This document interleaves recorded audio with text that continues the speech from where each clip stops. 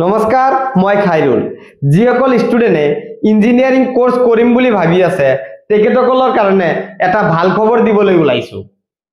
BTech মানে bachelor of technology, আৰু এই বেচেলাৰ অফ টেকনলজি কোৰ্সটো যদি আমি অসমৰ বিভিন্ন ধৰণৰ ইঞ্জিনিয়াৰিং কলেজৰ পৰা কৰিব খোজো তেতিয়াহ'লে এটা CEE এক্সামিনেশ্যন মানে কম্বাইন্ড এন্ট্ৰেন্স এক্সামিনেশ্যন দিব লাগে।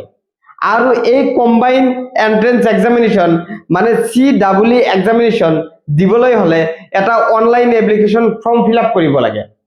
আৰু 2026 ইংৰাজী বৰ্ষৰ বাবে এই CEE অনলাইন এপ্লিকেশ্যন ফৰ্মখন বৰ্তমান ওপেন হৈ আছে। স্ক্ৰিনত এই CEE অনলাইন এপ্লিকেশ্যনৰ start date, last date, admit card issue date আৰু এক্সাম ডেট দিয়া আছে। তো যিসকল ষ্টুডেণ্টে এতিয়ালৈকে এই অনলাইন এপ্লিকেশ্যন ফৰ্মখন ফিল আপ কৰি লোৱা নাই, অনতি পলমে এই এপ্লিকেশ্যন ফৰ্মখন ফিল আপ কৰি লয় যেন।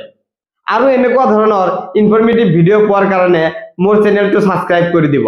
মোৰ চেনেলটোৰ নাম হৈছে SK এডুকেশ্যন নলবাৰী। ধন্যবাদ।